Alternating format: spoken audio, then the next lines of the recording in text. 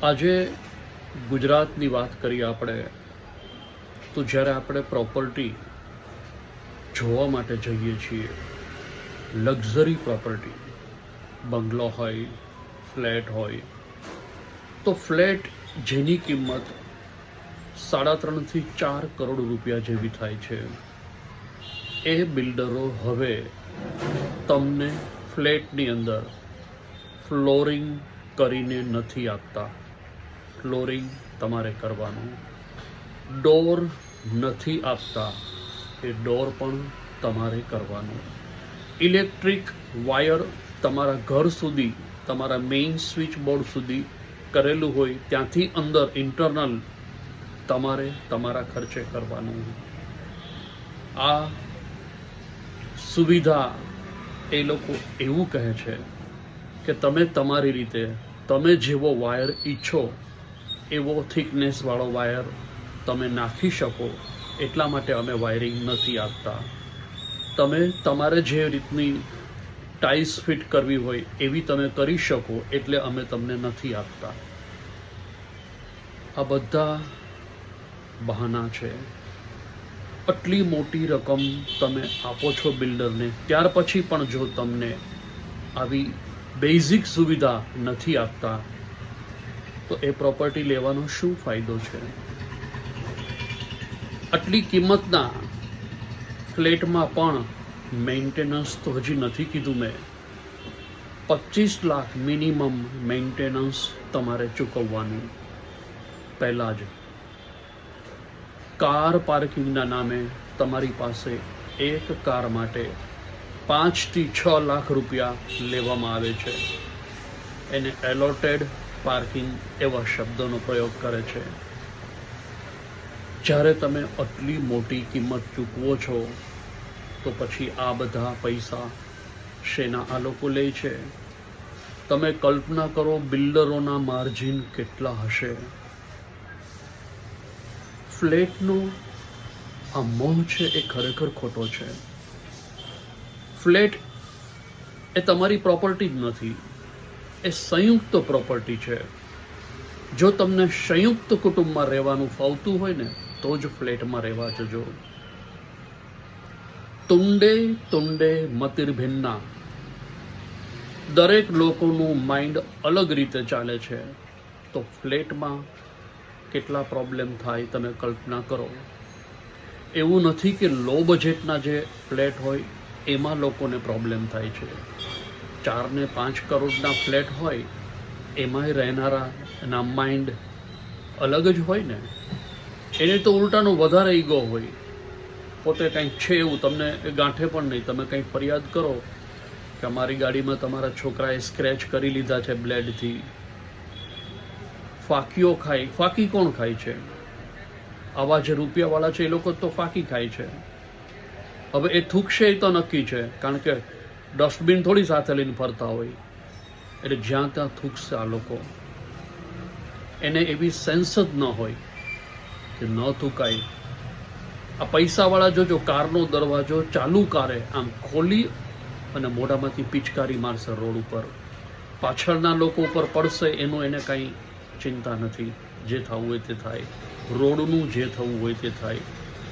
પાણીની પ્લાસ્ટિકની બોટલો પીને રીતસર રોડ ઉપર ઘા કરતા હોય. કોઈના ખેતરો નીકળે તો ત્યાંથી ઘા કરી દેતા હોય, પ્લાસ્ટિકની કોથળીઓના ઘા કરતા હોય. એ આ બધા જ પૈસાવાળા જ કરે છે ને. ફ્લેટ લાઈફની અંદર તમે જુઓ, 100 વ્યક્તિ રહેતા હોય, 200 વ્યક્તિ રહેતા હોય. જે કોર્પોરેશન પાણી આપે એ તો 20 મિનિટ આપે છે. તો પાણી ક્યારેય પૂરું પડવાનું જ નથી. બોરમાં થોડું એટલું પાણી હોય કે 200 માણસોને એ બોરમાંથી પાણી થાય. એટલે પાણી રોજ તમારે મગાવવું જ પડે. ટ્રેક્ટર આવે, એ પાણી પણ ભરોસાપાત્ર નથી હોતું. કલ્પના કરો, એ પાણીથી જ તમારે નહાવાનું. ફ્લેટમાં એક વ્યક્તિ એવો હોય કે તેને 10 ડોલથી નહાવું હોય, ને એક વ્યક્તિ 1 ડોલથી નહાતો હોય, પણ પે તો એને બધાનું કરવાનું. તમે ગ્રાઉન્ડ ફ્લોર ઉપર રહેતા હો તો પણ તમારે લિફ્ટનું પે તો કરવાનું છે. સરવાળે તમે કલ્પના કરો, ફ્લેટ ખાલી કહેવાનો હોય છે. જ્યારે એમાં મેન્ટેનન્સ બંધ થઈ જાય છે, તમે ગમે એટલા રૂપિયા આપો ને તો પણ સ્વિમિંગ પુલ તમે જોજો થોડાક ટાઈમ પછી બંધ જ હોય, કારણ કે જવાબદારી લેવા જ કોઈ તૈયાર ન હોય. એ તો પાણી છે, એને ક્લીન પણ કરવું પડે, એને રેગ્યુલર ક્લીન કરવું પડે, અદરવાઇઝ એમાં પણ પ્રોબ્લેમ થાય. એટલે થોડાક ટાઈમ પછી એ ફ્લેટની અંદર જ્યાં બધી એમ્યુનિટીઝના નામે તમને ગણાવે છે કે અમે તમને આ સુવિધા, અચ્છા એક પણ સુવિધા ફ્રી નથી. તમારે સ્વિમિંગ પુલમાં સ્વિમિંગ કરવું હોય તો એના તો અલગ રૂપિયા આપવાના જ છે પાછા. શા માટે? મેન્ટેનન્સ. તો મેન્ટેનન્સ પહેલાં શેના માટે લીધું? નહીં, તમારે એના અલગ ચૂકવવાના. તમારે જીમ યુઝ કરવું છે તો જીમના તમારે પૈસા આપવાના. તો બારે આપણે જીમના પૈસા આપીને જતા જ હતા ને, અહીંયા આવીને શું ફાયદો છે? દરેકે દરેક સુવિધા છે એનું તમારે પે કરવાનું. તમે ફ્લેટમાં રહ્યો ને એટલે તમે જાણે ભાડું ભરતા હો ને ઘરનું, એવું તો તમને લાગશે જ. કારણ કે મહિને તમારે 5-6 હજાર રૂપિયાનો, આવા જે મોટા ફ્લેટ હોય એની વાત કરું છું, 3-4 કરોડના ફ્લેટ હોય, એમાં તમારે આટલું મેન્ટેનન્સ અલગથી આવશે જ લખી લેવાનું. તમે ગમે એટલા ભલે આપેલા હોય, 25 લાખ આપો, 30 લાખ આપો, પણ તમારે આ તો પે કરવું જ પડશે. થોડોક ટાઈમ જઈને પછી આ આખા ફ્લેટની દુર્દશા એવી ખરાબ હોય, 8-10 વર્ષ પછી કોઈ ભાવ ન પૂછતું હોય, બધું ગમે તેમ ચાલતું હોય, કોઈ પ્રોપર મેન્ટેનન્સ થતું જ ન હોય, કારણ કે એમાં રહેનારા લોકો જ પ્રોપર નથી હોતા. એના માઇન્ડની અંદર જે હોય કચરો, એનો ભોગ તમારે બનવું જ પડે. એટલે ફ્લેટમાં જ્યારે તમે રહેવા જાઓ છો ત્યારે તમારે તૈયારી રાખવાની કે આ 100માંથી 5 તો એવા નીકળશે જેને આપણે ખોપરી કહેતા હોય. એ તમારી સાથે માથાકૂટ કરે ને કરે જ. અચ્છા, ફ્લેટમાં બહેનો આમ બધા સાથે બેસતા હોય, સાંજે ભજન કીર્તન, એ ભજન કીર્તન ઓછા કરે છે પણ બીજાની આગી પાછી વધારે કરે છે. એટલે આ ફ્લેટમાં જે વહુ રહેતી હોય ને, એના માટે આજુબાજુ જે હોય બધી સાસુ જ હોય. કેટલીક નણંદનો રોલ કરે, કેટલીક સાસુનો રોલ કરે. આવું થાય તમારા ફ્લેટમાં. ફ્લેટ સિસ્ટમને આમ જોઈએ તો આપણે ઇન્ડિયન લોકો લાયક જ નથી. ફ્લેટમાં રહેવાની જે સિસ્ટમ છે એ તમે અમેરિકામાં જુઓ, ત્યાં બધા પ્રોપર હોય, પણ આપણે ત્યાં હું ચાહે આમ કરું, હું ચાહે તેમ કરું, એવું ફ્લેટમાં ન ચાલે.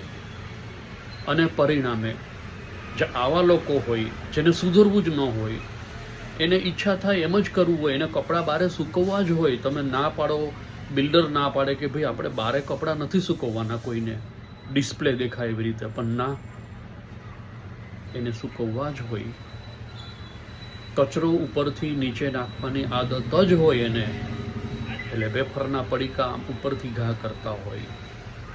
તમે ક્યારેક જોજો, મુલાકાત લેજો, સારામાં સારા ફ્લેટની હાલત થોડાક સમય પછી જ એટલી બધી ખરાબ હોય. કેમ થાય કે અરે આવું? તમે કોમર્શિયલ કોમ્પ્લેક્સમાં પણ જુઓ આ જ પરિસ્થિતિ. કબૂતરોના માળા હોય, બધું ચરકથી બગાડી નાખ્યું. આખું કોમર્શિયલ કોમ્પ્લેક્સ તમે જુઓ તો એની લિફ્ટો એટલી ખરાબ હાલતમાં હોય. સ્ટેપ ચડીને આવવાની તો વાત જ ક્યાં કરવી. લિફ્ટે એવી હોય 2 વ્યક્તિ એમાં બેસીને અંદર આવતા હોય. આજે બિલ્ડરો અત્યારે ફ્લેટ ફ્લેટ ફ્લેટ કરીને તમને પધરાવે છે. હવે પછી એક વસ્તુ જ નક્કી છે કે તમે ફ્લેટ લેશો એ રીસેલ નહીં થાય, વેચાશે જ નહીં.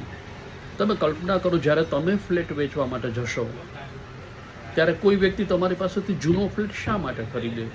નવા મળે જ છે. આજે રાજકોટની અંદર બિલ્ડરોની પાસે પણ એવા ફ્લેટ છે, બ્રાન્ડેડની વાત કરું છું, સામાન્ય નહીં. 20-25% ફ્લેટ એની પાસે એમને ન વેચાયેલા પડ્યા છે. પરિસ્થિતિ ખરાબ છે. બધું બિલ્ડરોનું નથી વેચાઈ જતું, એને ભાવ એવા લીધા હોય એટલે એ રેટમાં કોઈ લેવા તૈયાર ન હોય. તો જ્યારે તમે પ્રોપર્ટી લેવા માટે જાઓ ત્યારે એકવાર વિચાર ચોક્કસપણે કરજો કે આ ફ્લેટમાં આપણે રહી શકશું, આ ફ્લેટ હવે પછી વેચવા જશું ત્યારે નહીં વેચાય. કારણ કે બિલ્ડરો પાસે પણ માલ એમને પડેલો છે, હજુ બ્રોકરો પણ થાકી જશે આવા ફ્લેટ વેચવા માટે. તમે જુઓ રાજકોટમાં કેટલા બધા ફ્લેટ અત્યારે બની ગયા છે અને નવા બની રહ્યા છે. એટલે ફ્લેટનું ભવિષ્ય મારી દૃષ્ટિએ બિલકુલ નથી. ફ્લેટમાં હજારો પ્રોબ્લેમ્સ, રોજ ચાલુ મિટિંગો હોય. એક નાની વસ્તુ બદલવા માટે કોઈ પૈસા પછીથી આપવા તૈયાર નથી હોતા. ગમે તેટલું મેન્ટેનન્સ આપો તો પણ પૈસા ઘટશે જ. રોજ પાણીની રામાયણ. કોઈ વાલ બંધ કરી દે, પોતાના ઘરે મેન્ટેનન્સ હોય, કાંઈ પણ નળ બદલાવવો છે એટલે ટેરેસમાં જઈને એ વાલ બંધ કરે. એટલે બાકીના બધાની પરિસ્થિતિ કેવી? હેરાન થાય કે નહીં? એની પાછળ બધા હવે નળ તો બગડે, આ તો ટેકનિકલ વસ્તુ છે ભાઈ, નળ તો બગડે.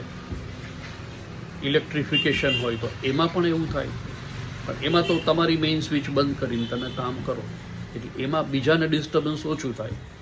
પણ પાણીનું જે છે, તમારે ઘરમાં આરો ફિટ કરવું છે, આરો બગડી ગયું, તમારે સ્વિચ ઉપરથી બંધ કરવાની. ક્યાંથી? ટેરેસમાંથી. એટલે ઈ લાઈનમાં જેટલા પણ લોકો આવતા હોય બધા જ હેરાન.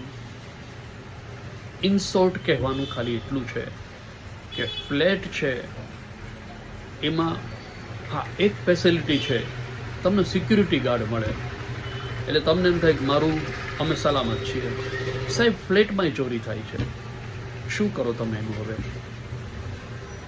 તમારા જ ઘરે જે નોકર ચાકર આવતો હોય એ જ તમારા ઘરમાં ચોરી કરે. આનું શું ઉપાય? નેપાળી લોકો બિલકુલ ભરોસા પાત્ર નથી હોતા.